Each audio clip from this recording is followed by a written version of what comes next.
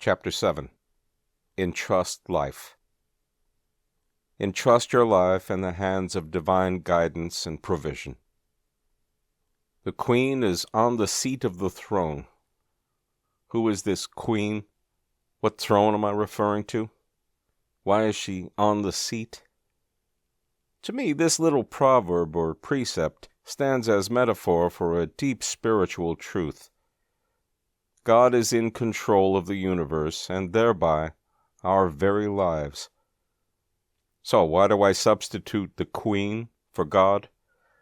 Because, my friends, for the better part of 40 years I pictured the Almighty strictly as a powerful, magnificent king and ruler, a very much yang-centered deity.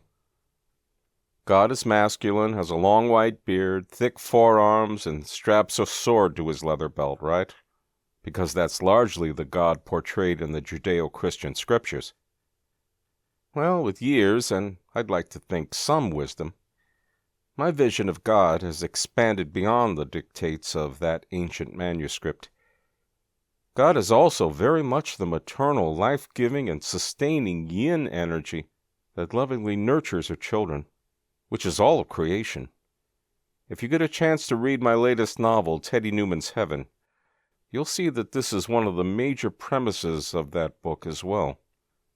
For the 7th precept of this book, I have boiled it down to its most relatable, universal, and non-sectarian language. Entrust your life in the hands of divine guidance and provision, because it never fails. As these words are written, I'm in the process of a major career change. In the first chapter, it was mentioned how for a little over 4 years I had been earning a salary of about $19,000 annually, stating that this relatively low income did not place me in the category of poor, because truly I am rich, and to classify any individual as rich or poor strictly on the metric of annual income is ludicrous.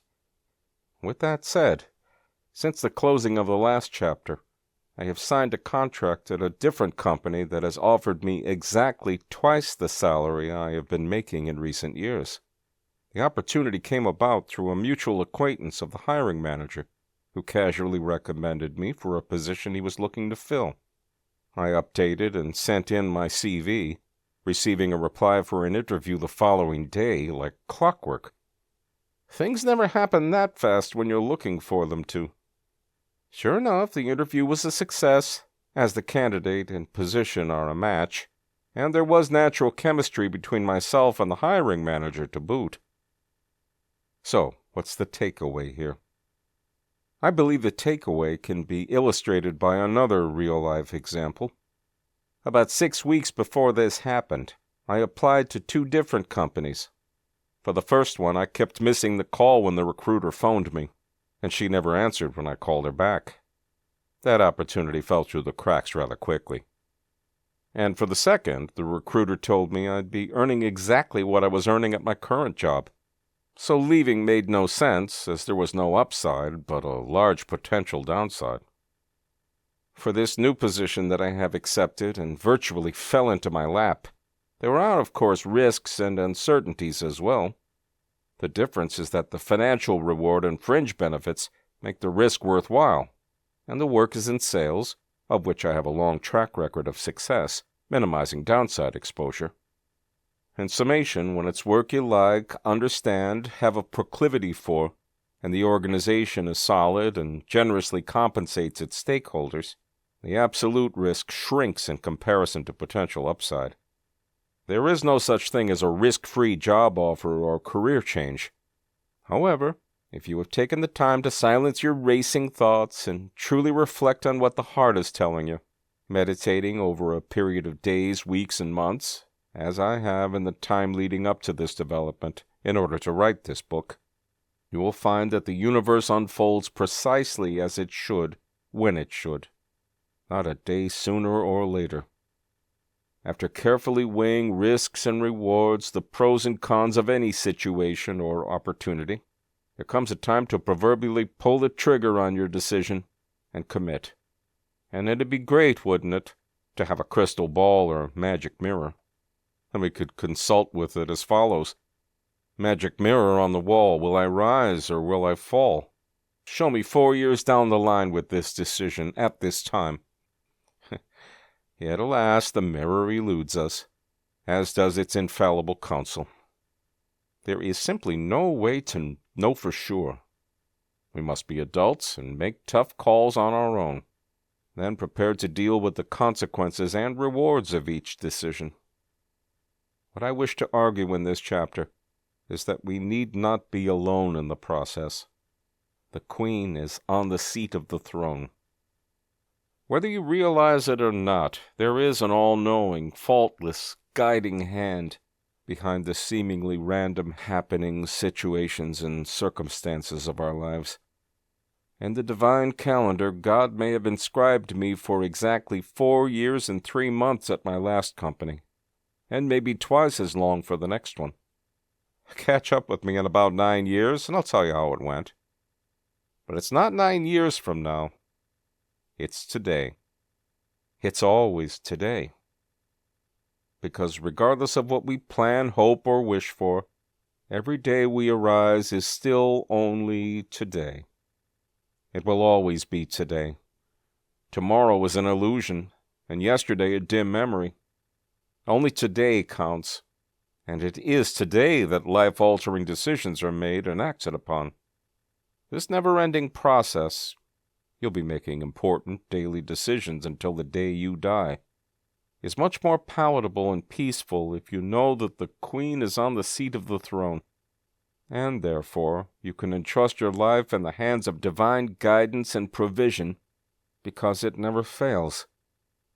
As with other themes, concepts, and precepts in this book, it is largely impossible if you lack faith. So lovingly I remind you that it's okay to have faith in life itself. If God, or your religion's definition of God, has let you down, it's okay to let go of it. God exists independent of ourselves, yet, paradoxically, is mostly created in our heart, mind, and soul. So give yourself permission to create your God. Make her a beautiful, loving, caring, wise, all-powerful queen. Make her an adoring mother. Make him a tender spouse. Make him a sheltering and providing grandfather. I promise you that God being God will not be offended if placed in a dress or if given a long white beard and a sword. God is beyond our petty and trivial descriptions and imaginings of who God is. God being God knows that for us to try to get into his thoughts is much like asking a common garden ant to analyze the brain of a human being. It would be just as ridiculous for us to take offense at an ant's interpretation and conception of who we are, as it would for God to be offended by our innate rigidity and naivete with regard to itself. Go forth boldly in life. Consult your inner guide when it comes to making life-altering decisions. Sleep on it. What does your subconscious tell you? What is your primordial gut reaction when considering a certain road or viability? Are you naturally excited and optimistic, or does the thought stir up your stomach and make it sour? We are much wiser than we think. We don't have to reach the level of a sage or guru to trust ourselves. What's more, we needn't even seek out such individuals. A recurring theme of this book is to leave all books behind. Trust no expert. Unsubscribe from all channels, mailing lists, services, platforms, and podcasts. Entertain all advice as if it were spoken by the town drunkard after a 3-day binge, with the proverbial grain of salt. There is no greater force for evil, disappointment, and unfulfillment in this life than genuinely ill-fitting advice given with the best of intentions. Listening to others is the fastest way to ensure your own voice is drowned out.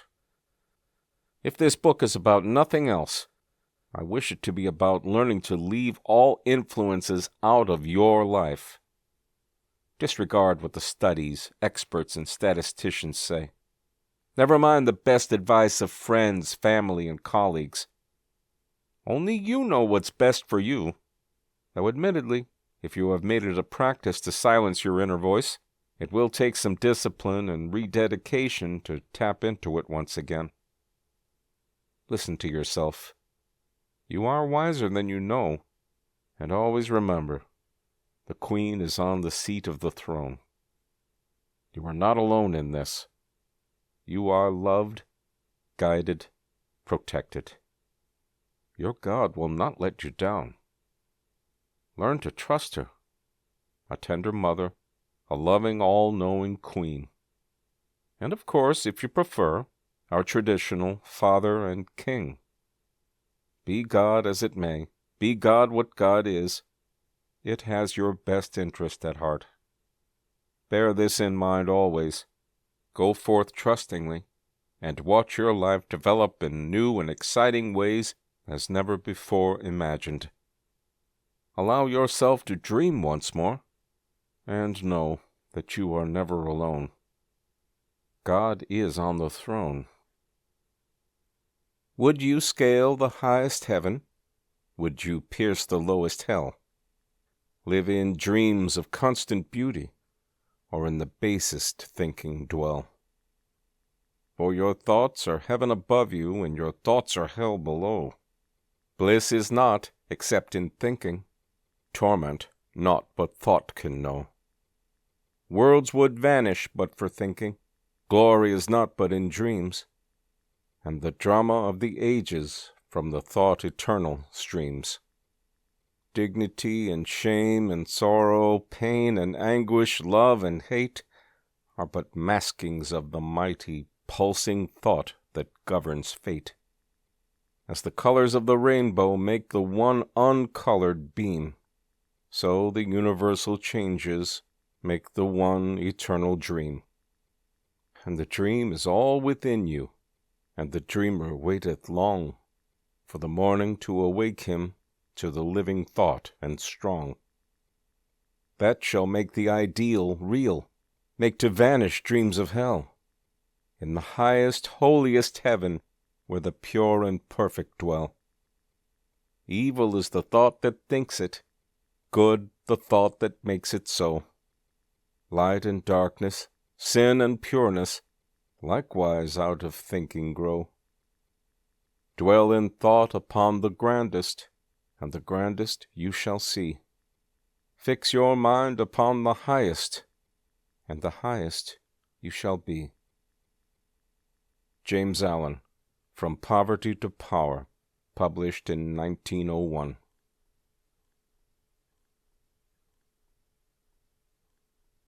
Chapter 8. Flow. Flow with the current of life. Only salmon swim upstream. It takes a strong and mighty person to be brave and self-assured enough to not fight the current of their life. It should be clarified that flowing with the current is not the same as mindlessly drifting without a goal, vision, or compass. The current is an unyielding force that drags everything it comes in contact with, and to fight against it is foolish. This is the surest way to drain all vital forces and drown in the process. However, if you learn to flow with it, letting its powerful and effortless force take you in the right direction, you can harness this current and make it do your own bidding. If we will but listen carefully, we'll see that life is not shy about speaking, and unprompted instructs us in the way of our best interest. Often, poor decisions, negative consequences, and catastrophes are the result of disregarding that still small voice that waits so earnestly and patiently for us to pay heed. Throughout Singularity, I have reinforced the importance of learning to trust yourself and let your life be directed internally, by strength of will, trusting wisdom to see you through to peace and prosperity. There is an undoubted flow to the current of our lives, and it takes but stillness, calm, and simplicity of mind to detect it.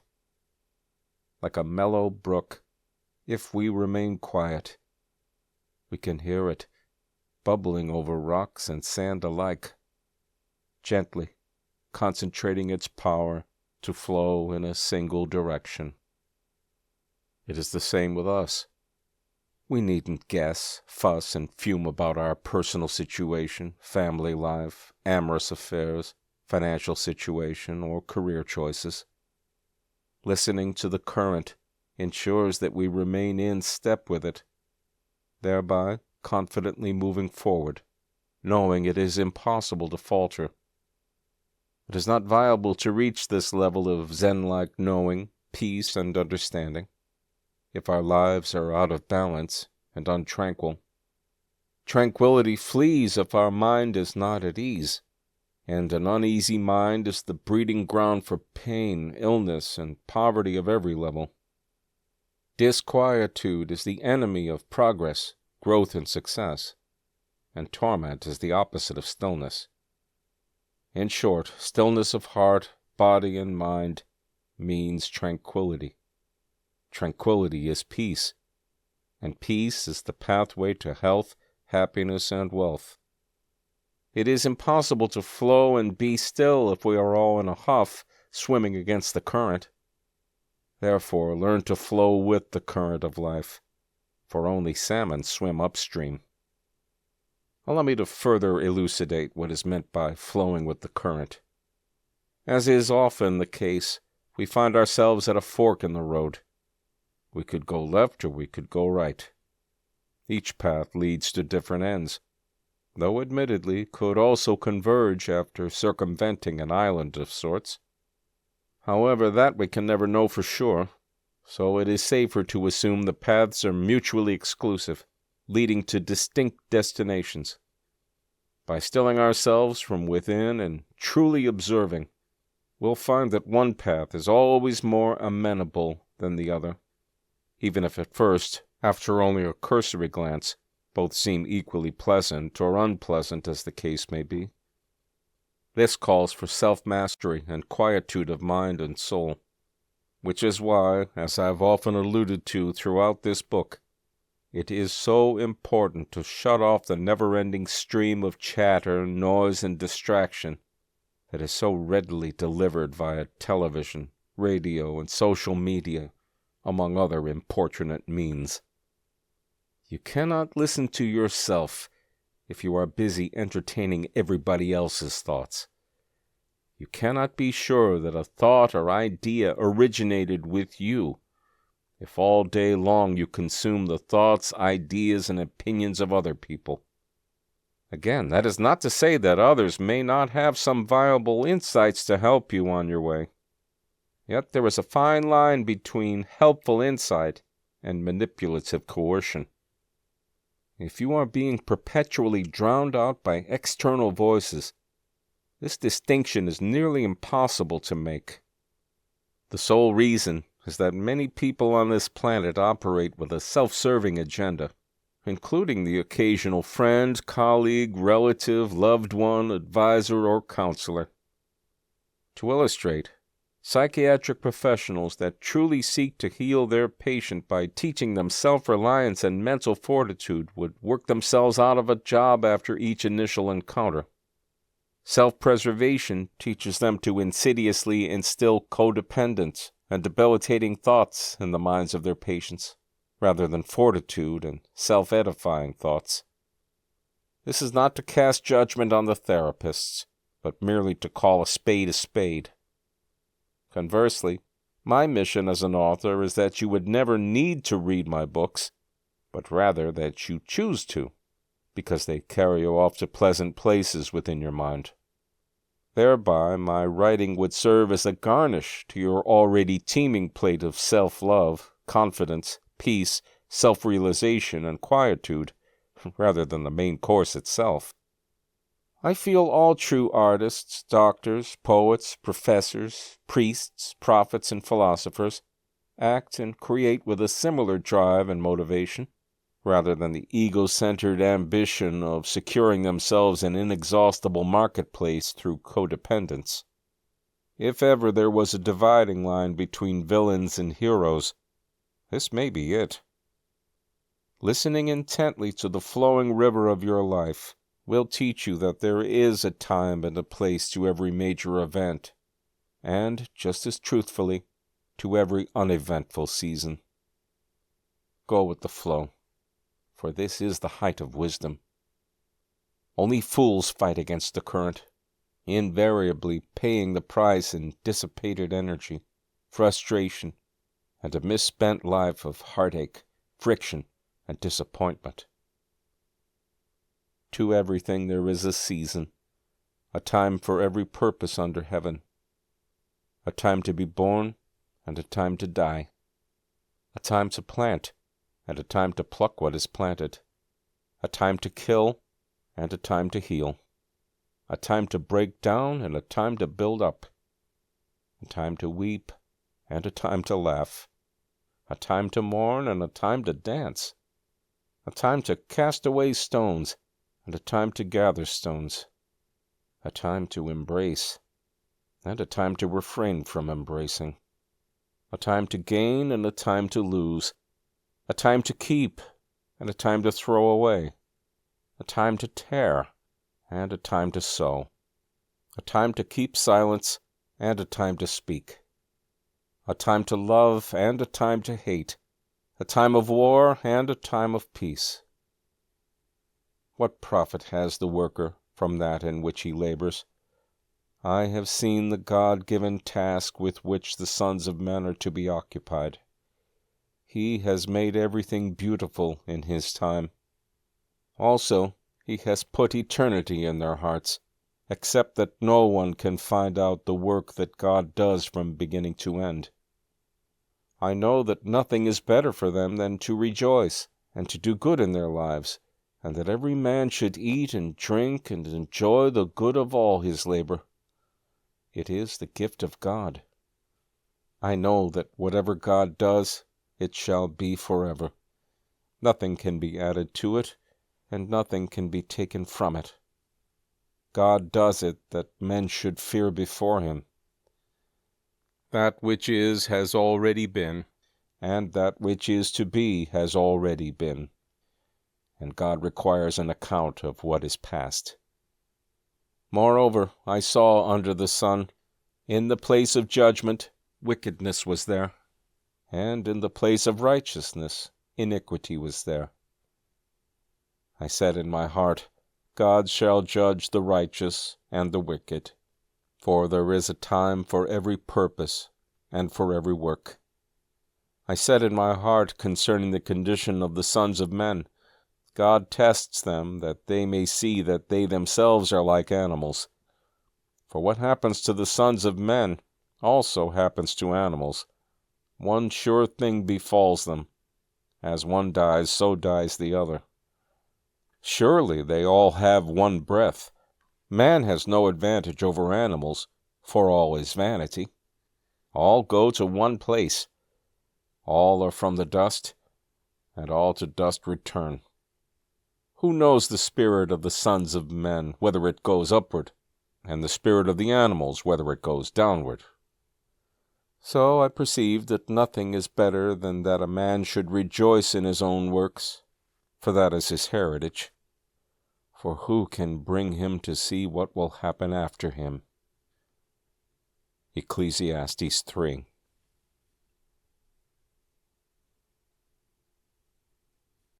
Chapter 9. Bloom. Bloom where you're planted.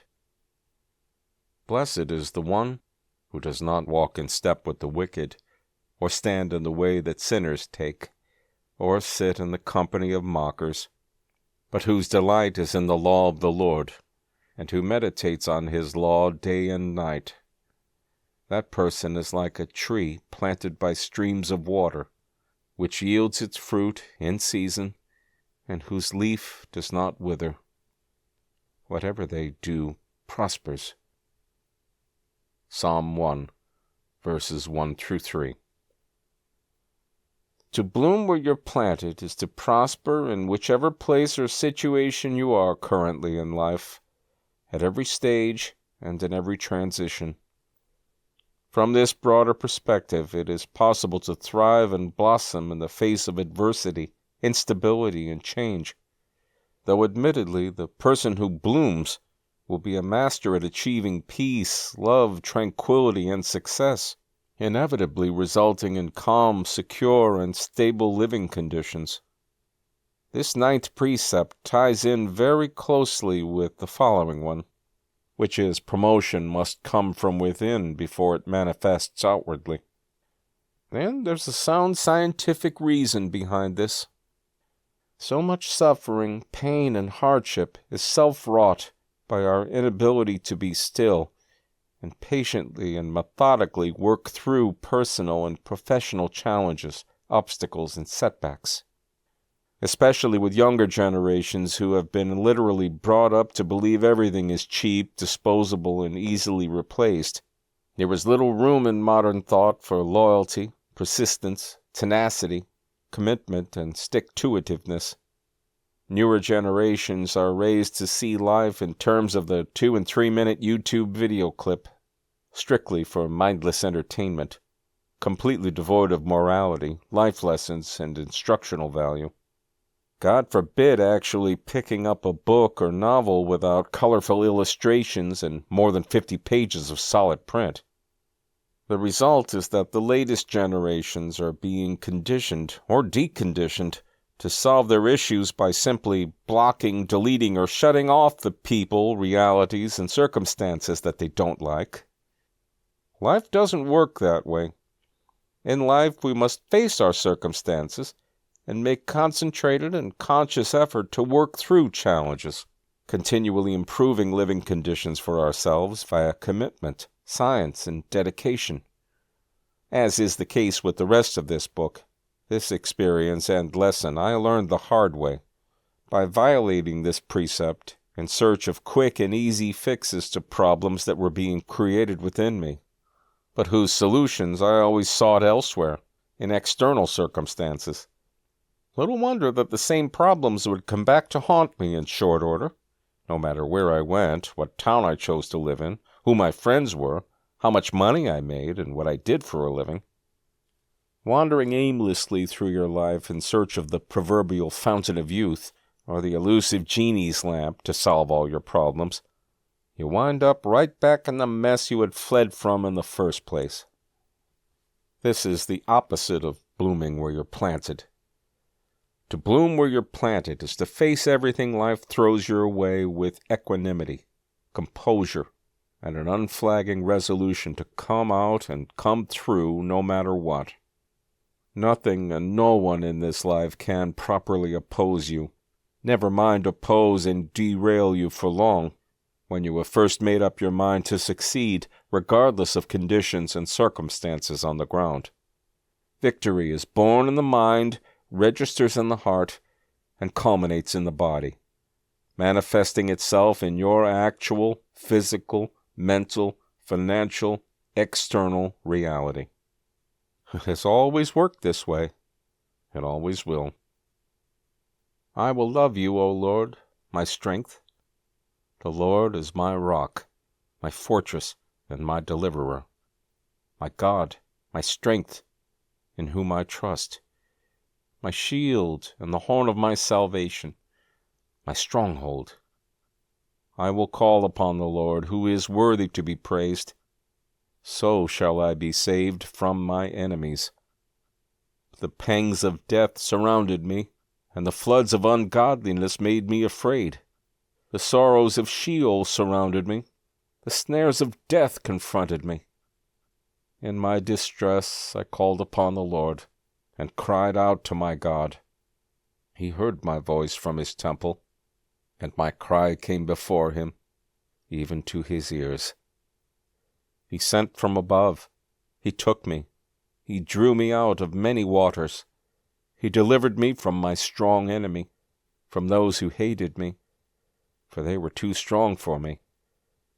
They confronted me in the day of my calamity, but the Lord was my support.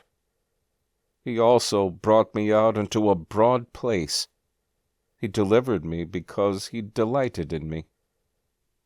With the merciful, you show yourself merciful. With the blameless, you show yourself blameless. With the pure, you show yourself pure. and with the devious you show yourself shrewd. For you will save the humble, but will bring down haughty looks. You have also given me the shield of your salvation. Your right hand has held me up. Your gentleness has made me great. You enlarged the path beneath me, so my feet did not slip. Psalm 18, verses 1 through 6, 16 through 19, 25 through 27, 35 and 36. At many times throughout this short life of mine, I have reflected upon the words of this beautiful psalm, internalizing and appropriating them for myself, making the prayer my own. There is a subtle and simple magic behind the power of declarations, affirmations, and edifying statements. There is undeniable creative force behind language itself, with words alternately being the softest material. Think of human breath, harmless ink, or even pixels on a screen, while at once the greatest tools or weapons available to all mankind. Think of the Constitution, the Bible, or other speeches, words, or treaties that instigate war or create peace, legislate laws, and cause disorder. Although not necessarily meant to be taken literally, the Bible declares that Almighty God spoke the world and universe into existence. For, by the word of the Lord the heavens were made, and all the host of them by the breath of his mouth. Psalm 33, verse 6. Therefore, speak eternal, true, and edifying words into your life today. Make declarations and bold affirmations of beauty, power, prosperity, and peace. Words truly do direct thinking, and thinking directs words, which in turn, and beyond all scientific doubt, manifest the physical reality of life itself. If you're ever tempted to question this undeniable power of words to alter circumstances, often immediately, with a single sentence or even a phrase, try saying something kind to someone who is opposing you. If you want to see their destructive power and potential, hurl a nasty insult at your boss or another person in authority and see how harmless words truly are. The power of life and death are in the tongue, and those who love it will eat of its fruit. Proverbs 18, verse 21. And so, allow yourself to bloom right where you're planted. You needn't anyone else's permission. Shine where you are, with what you're doing and whom you're with. Do not keep wishing, praying, and hoping for the situation to change or become better. Instead, work to improve your outlook over the circumstances, and understand that if you are where you are, it's for a reason. There is someone there you are meant to help. There is something that must be done that only you can do. There is a condition that only you can improve, and a problem you must solve. And the bare-bones truth is that we all find ourselves exactly where we deserve to be, whether that situation is good and enviable, or dire and grim. Make peace with this truth. Life is for living, and facing it with fortitude, resolution, and truth will achieve for you things that the denier, wisher, and daydreamer will never accomplish.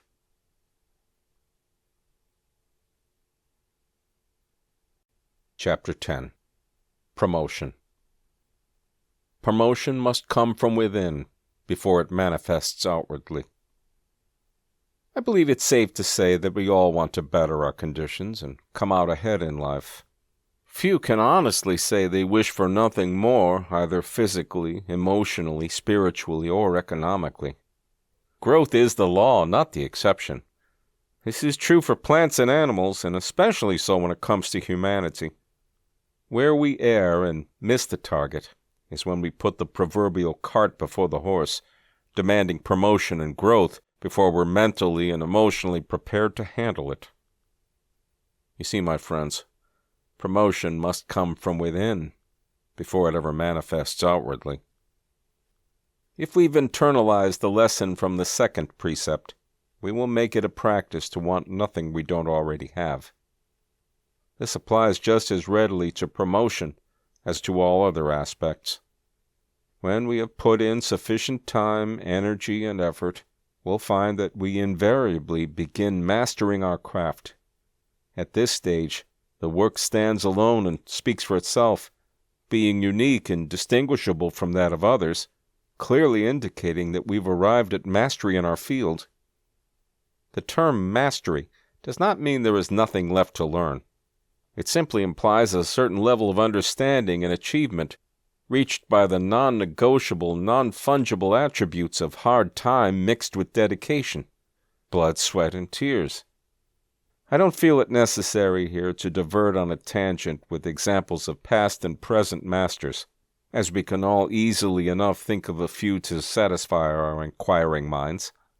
That said, masters are universally recognized and held as such on their own merits, with their lives' work serving as steadfast monuments to the same. It is impossible to be genuinely promoted before achieving a degree of mastery in our given field, endeavor, or task. People who are overly concerned with getting ahead in life, placing it in a higher level of priority than mastering their craft, exhibit not only a lack of discernment, but worse, they betray a fundamental misunderstanding of the basic scientific principles upon which the universe has always operated. You cannot type well until you have first learned to read and write words. You cannot read and write if you have not first mastered the alphabet. You cannot know the alphabet if you have not first studied it, literally, letter by letter. And all these things put together, mixed in with the primal drive of having something unique and worthwhile to say, must combine before literature of any kind can be written. This is what is meant here by the term promotion, the subsequent stages of events that must necessarily come in order, from least to greatest, first to last, as steps on an ascending ladder, before culminating at its absolute zenith and realization. This is why the process cannot be cheated, circumvented, or rushed. It must take its course gradually, organically, at its own perfect time and pace. Therefore, knowing you have indeed reached the requisite level of skill and development, and as sure as the sun rises in the east and sets in the west, you can sit back, have peace, and in quiet confidence await the good day of your ascension. The cause for infinite heartache and frustration is the all-too-human drive to rush things along prematurely, to claim big titles, rewards, recognition, positions of power and prestige long before we are ready for them, or can be said to deserve them with sobriety of mind. As mentioned in previous chapters, we live in a competitive world that is getting faster and more vicious by the day. There is a real sense that she who is too mellow, too happy to wait her turn, may never in fact get it, for she will be perpetually overlooked and passed by stealthier, more ambitious, and shamelessly self-promoting people. This is a legitimate concern. But as with all other precepts in this humble and brief volume, I am here appealing to counter-intuition, a nobler philosophy and scope of action.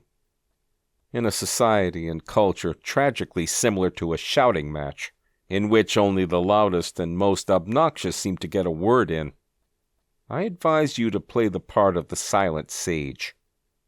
Don't be too quick to sing your own praises. You needn't call special attention to yourself.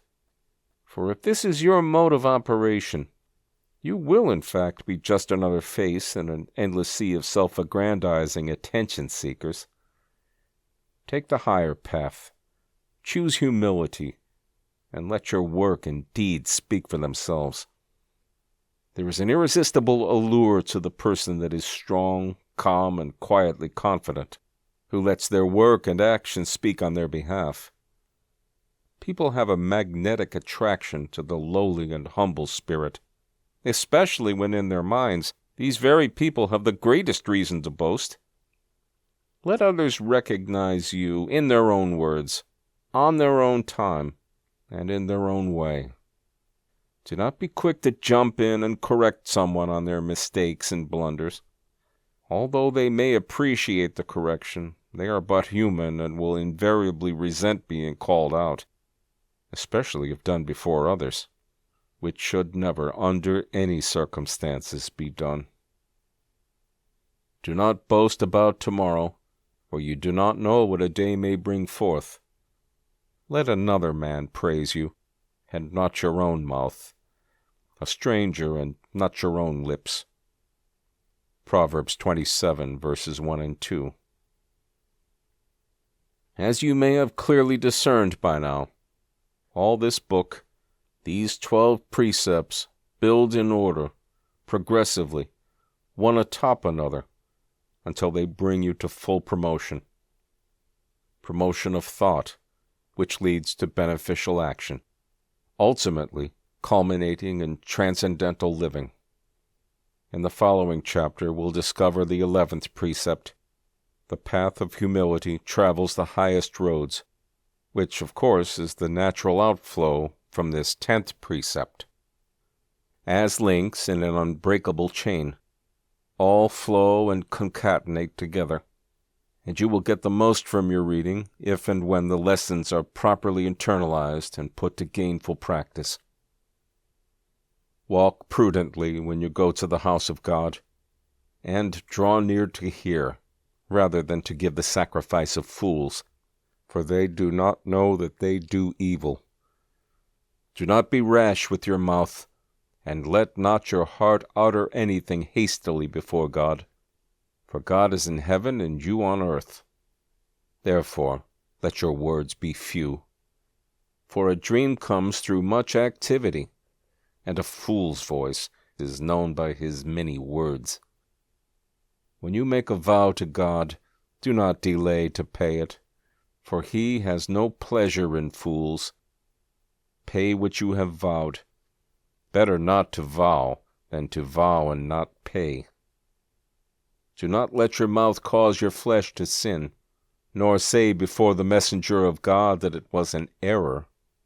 Why should God be angry at your excuse and destroy the work of your hands? In the multitude of dreams and many words there is also vanity. But fear God. If you see the oppression of the poor and the violent perversion of justice and righteousness in a province, do not marvel at the matter. For high official watches over high official, and higher officials are over them. Moreover, the profit of the land is for all. Even the king is served from the field. He who loves silver will not be satisfied with silver, nor he who loves abundance with increase. This also is vanity. When goods increase, they increase who consume them. So what profit have the owners, except to see them with their eyes? The sleep of a laboring man is sweet, whether he eats little or much. But the abundance of the rich will not permit him to sleep. There is a severe evil which I have seen under the sun. Riches kept for their owner to his hurt. But those riches perish through misfortune. When he begets a son, there is nothing in his hand. As he came from his mother's womb, naked shall he return, to go as he came. And he shall take nothing from his labor, which he may carry away in his hand. And this also is a severe evil. Just exactly as he came, so shall he go. And what profit has he who has labored for the wind? All his days he also eats in darkness, and he has much sorrow and sickness and anger. Here is what I have seen. It is good and fitting for one to eat and drink, and to enjoy the good of all his labor, in which he toils under the sun all the days of his life which God gives him, for it is his heritage. As for every man to whom God has given riches and wealth, and given him power to eat of it, to receive his heritage and rejoice in his labor? This is the gift of God. For he will not dwell unduly on the days of his life, because God keeps him busy with the joy of his heart. Ecclesiastes 5.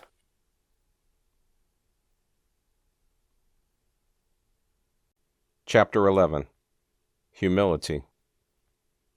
The path of humility travels the highest roads.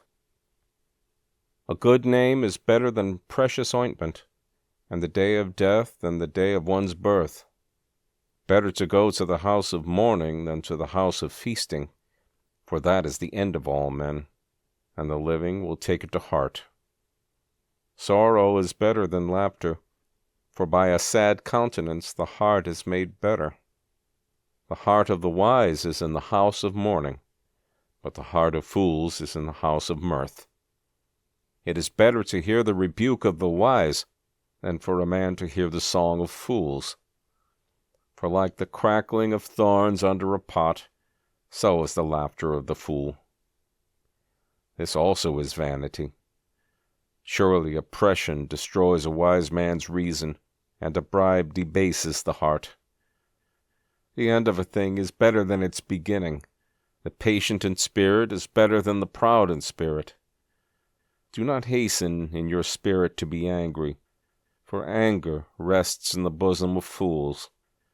Do not say, "Why were the former days better than these?" For you do not inquire wisely concerning this. Wisdom is good with an inheritance, and profitable to those who see the sun.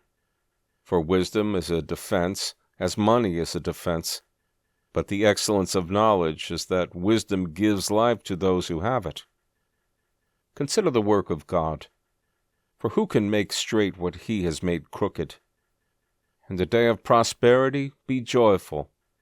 But in the day of adversity, consider, surely God has appointed the one as well as the other, so that man can find out nothing that will come after him. I have seen everything in my days of vanity.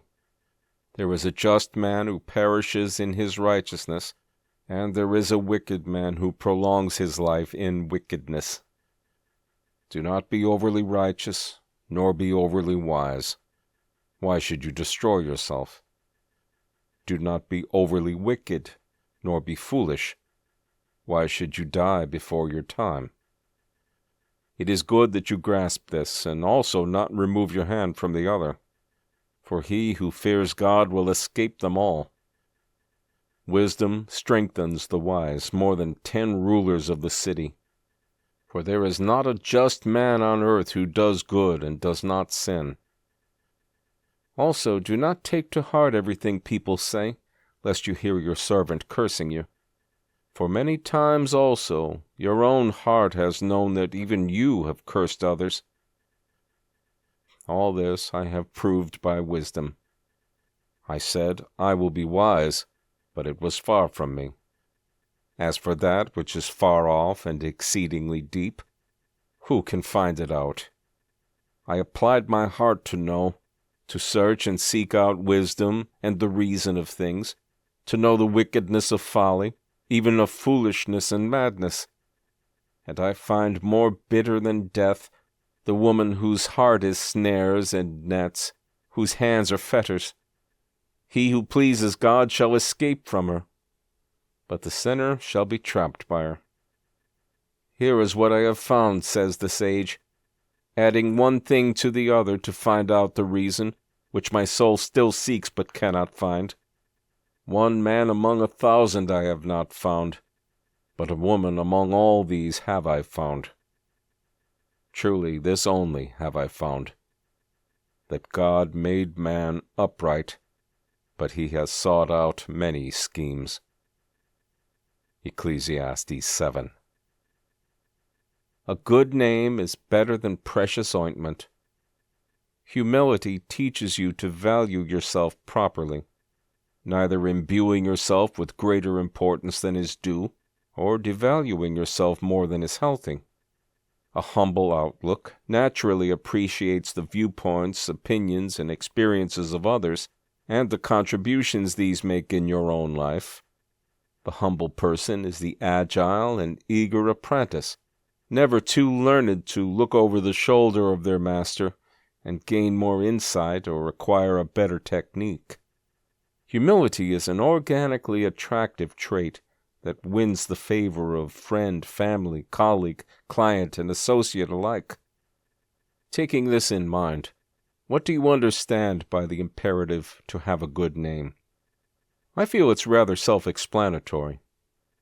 What comes to mind when people think of you? What is another's guttural reaction when you are brought up in a conversation of either professional or casual setting? How would your spouse, child, friend, business associate, or significant other speak of or describe you?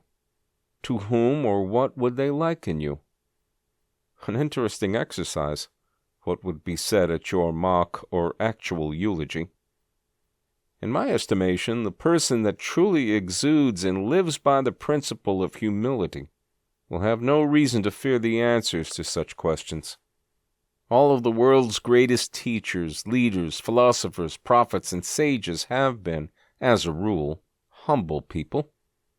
Granted, there are exceptions. However, I think we can agree that those who lacked this quality suffered reputational loss that their more humble counterparts never did. To have a good name is to be an integral, upright, and loving person. It does not imply perfection, for nobody can fit that bill. But it does speak of the man or woman of above-average virtue, dignity, and respect. This is a jewel of inestimable worth in a world so terribly caught up in the twin fantasies of easy fame and fortune, greedily grasping at notoriety and recognition achieved by less than honorable means. A good name will open doors for you that not even the powers of heaven would dare close. It is reputational equity that truly promotes the individual, regardless of what is printed on their CV. It is an unquestionable truth that who you know is often as or more important than what you know. But this law can only be put to work in your advantage if those who know you to be a true, honest, and upright person, of strong ethic, mature responsibility, dedication, and commitment to do your job well. In this, the humble person is the consummate professional, as there can hardly be an attribute less professional than being an egotist that never listens because they are too busy spouting off orders and instructions to more learned and better experienced minds. Humility is the crowning virtue, and one that infallibly confers upon its adherent a good name. And the day of death than the day of one's birth. This is a wonderfully controversial bit of wisdom from Solomon, son of David. Why would the day of death be better than the day of birth? When it is our time to go, we will have left behind a lifetime of work, experiences, and relationships. To the person that led a good, clean life, this is the day of celebration and rejoicing. Our labor is now over, and we can enter eternal rest and peace and reassurance. Can the same be said of the wicked person? Transcendental living teaches us to never view another human being as wicked, no matter how twisted and corrupt they may have been while alive. A person that does evil deeds, harming themselves and others, is invariably mentally ill, with the inception of that illness often dating back to their formative years.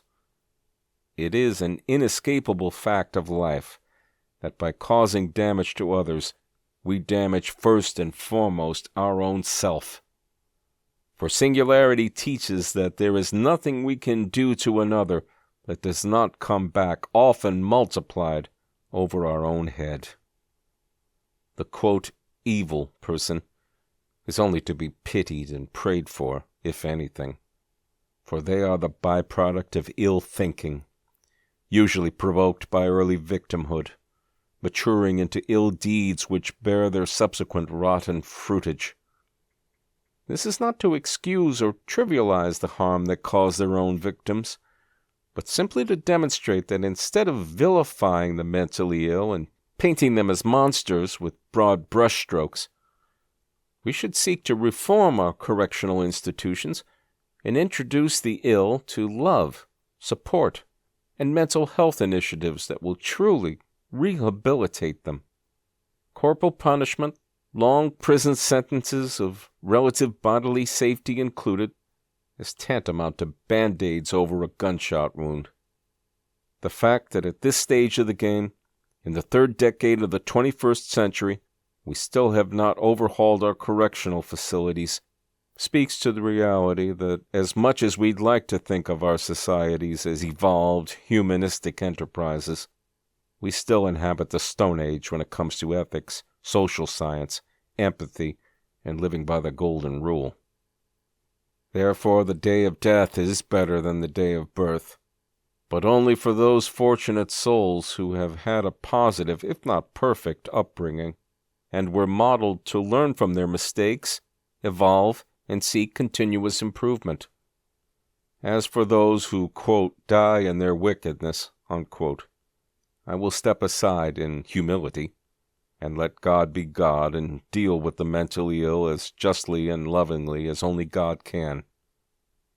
Yet even then it can be safely said, their suffering is now over, and so too, even for the wicked, the day of death is better than the day of birth.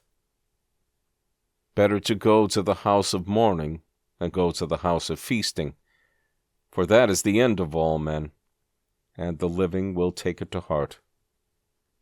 Here once again, in humility, Solomon is asking us to reflect on our inevitable end. It is wise and proper and sober to live with an eye toward our finitude on the one hand, and toward eternity on the other. It is welcome to go into the house of feasting and make merry with friends. As is often repeated throughout Ecclesiastes, it is good and fitting for one to eat and drink, and to enjoy the good of all his labor in which he toils under the sun all the days of his life which God gives him, for it is his heritage. Yet how peculiar! Here in the 7th chapter the sage asserts, better to go to the house of mourning than to the house of feasting. It is not always a pleasant affair to consider our mortality.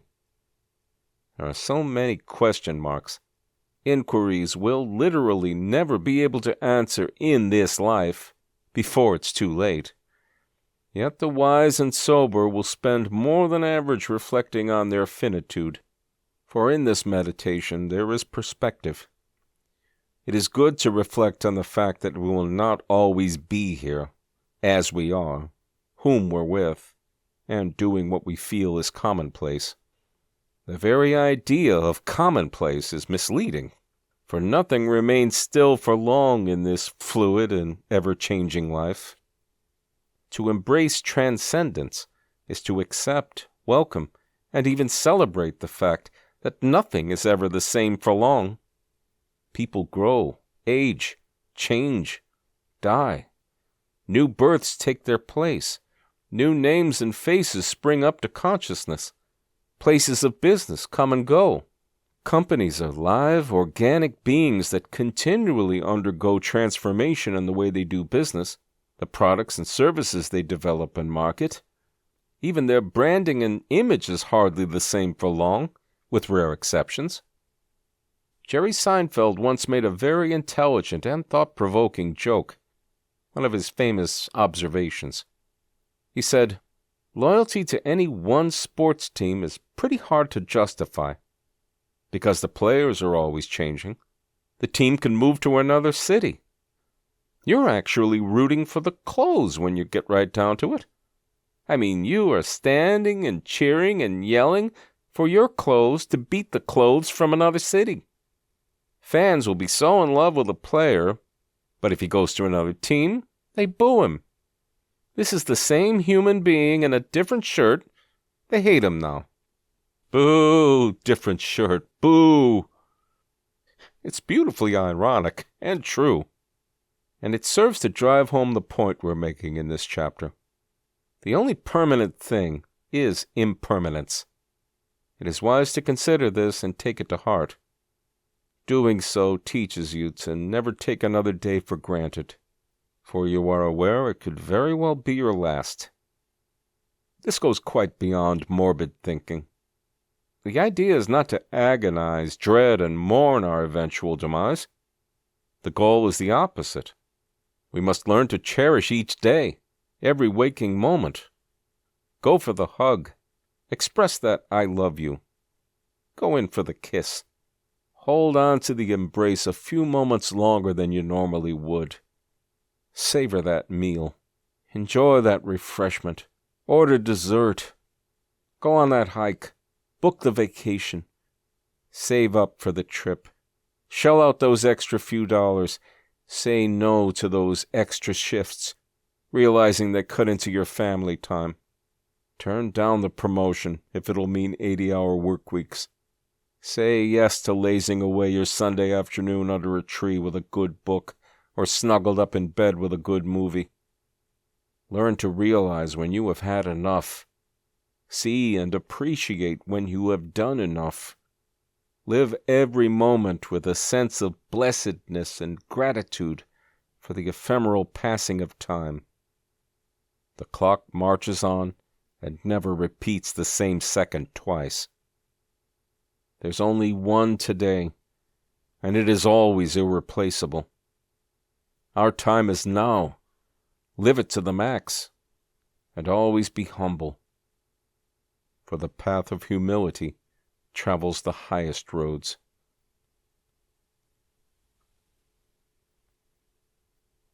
Chapter 12.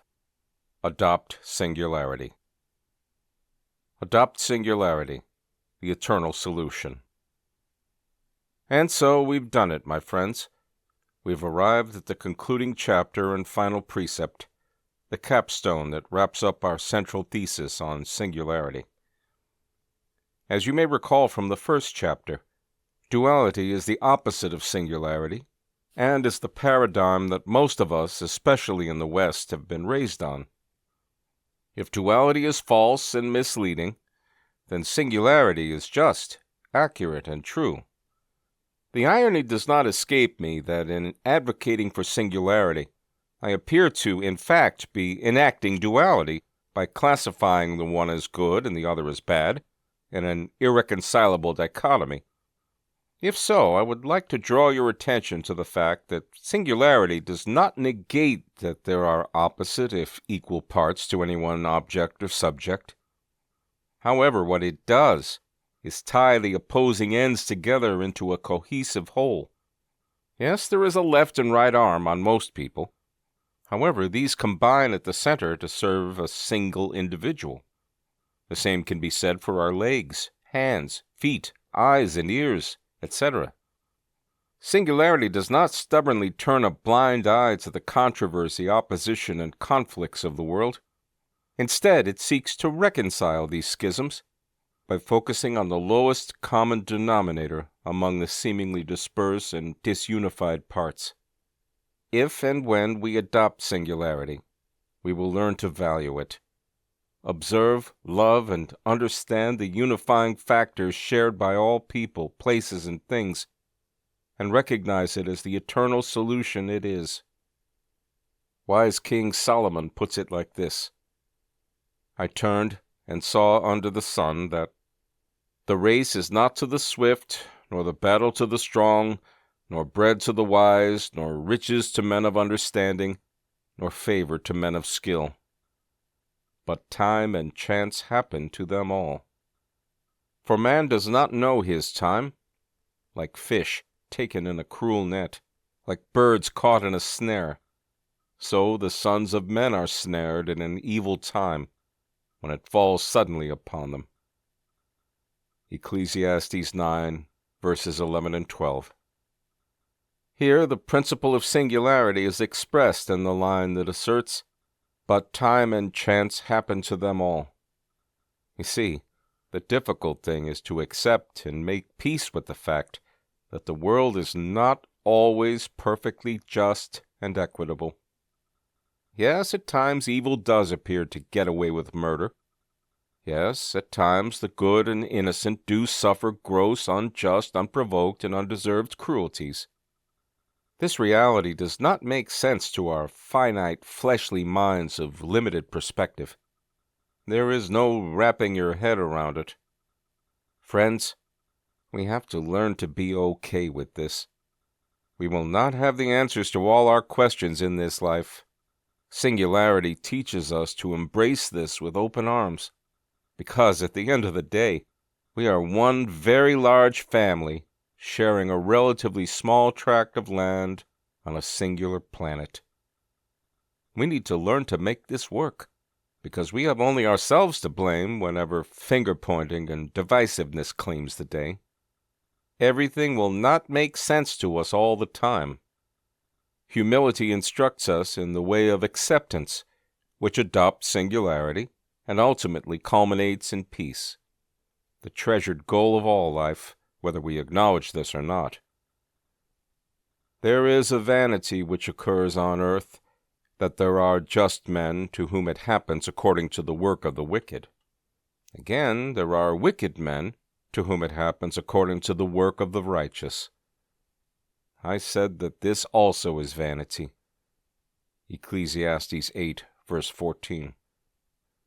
The reason I have given such prominent real estate to the words of Solomon throughout this book is because I wish to demonstrate that these precepts are by no means earth-shattering ideas that originate with me. Wisdom existed before the foundations of the earth came to be. It has been and will remain available to all who thirst and diligently seek her. Wisdom's words have a similar ring and tone, no matter who utters them, because they spring from a singular source, the Spirit of Truth. Nobody can claim a monopoly on wisdom, just as no one can claim exclusivity to the concept of love. These are universal gifts which divinity has graced humanity with from the creation of the world, and that will remain with us beyond the grave. The singular approach dismisses the notion of division, because in wisdom it beholds and cherishes the fact that when we get right down to it, we are all truly one. Bob Marley's timeless anthem, One Love, does a marvelous job at capturing this concept in catchy and poetic song lyric. One love, one heart. Let's get together and be all right. Give thanks and praise to the Lord, and we will feel all right. There is a reason that sound philosophy throughout the ages has a common universal tone and appeal. That is because true philosophy requires no interpretation. Philosophy that requires formal philosophical training to be appreciated and understood is no philosophy at all. Genuine philosophy is the truth, and truth requires no translators, interpreters, or apologists. Truth speaks softly and clearly to all. All who have ears, let them hear, was a favorite saying of Yeshua of Nazareth. He didn't cloud and obscure his wisdom in unsearchable and enigmatic rhetoric. A true teacher, a good teacher, makes the teaching as bright as day and accessible to young and old, experienced and inexperienced alike. True teachings come about in relatable parables and can be grasped by the budding minds of children. Simplicity of speech is the mark of true wisdom and deep learning, not obfuscation, complex arguments, and prolix prose. Wisdom is as a lamp illuminating the dark and foggy night, clearly visible and welcomed by all. It is a fire in a cold and dreary land, and all the townsfolk may simply walk up and warm their hands by it, or use it to light a flame of their own. Such is the nature of wisdom, and that is why throughout the ages and regardless of the orator, it has a similar taste, sound, look, and feel. This inescapable and universally recognized quality of wisdom is the beating heart of singularity. And truly understanding and adopting singularity is the key to a perennially transcendental life. Remember now your Creator in the days of your youth, before the difficult days come, and the years draw near when you say, I have no pleasure in them. While the sun and the light, the moon and the stars are not darkened, and the clouds do not return after the rain. In the day when the keepers of the house tremble, and the strong men bow down, when the grinders cease because they are few, and those that look through the windows grow dim, when the doors are shut in the streets, and the sound of grinding is low, when one rises up at the sound of a bird, and all the daughters of music are brought low. Also they are afraid of height, and of terrors in the way. When the almond tree blossoms, the grasshopper is a burden, and desire fails. For man goes to his eternal home, and the mourners go about the streets. Remember your Creator before the silver cord is loosed, or the golden bowl is broken, or the pitcher shattered at the fountain, or the wheel broken at the well. Then the dust returns to the earth as it was, and the spirit returns to God who gave it. Vanity of vanities, says the sage. All is vanity. And, moreover, because the sage was wise, he still taught the people knowledge. Yes, he pondered and sought out and set in order many proverbs. The sage sought to find acceptable words, and what was written was upright, words of truth. The words of the wise are like goads, and the words of scholars are like well-driven nails, given by one shepherd. And further, my son, by these be admonished. Of making many books there is no end, and much study is wearisome to the flesh. Let us hear the conclusion of the whole matter. Fear God and keep his commandments, for this is the lot of all men. For God will bring every work into judgment, including every secret thing, whether good or evil. Ecclesiastes 12.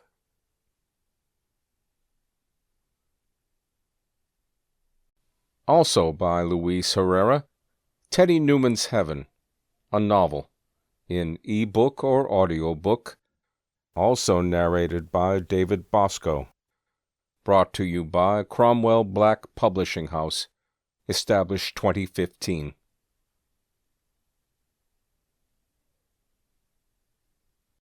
This has been Singularity, 12 Precepts for Transcendental Living, written by Luis Herrera, narrated by David Bosco. Copyright 2022 by Luis Herrera. Production copyright by Luis Herrera. A Cromwell Black production.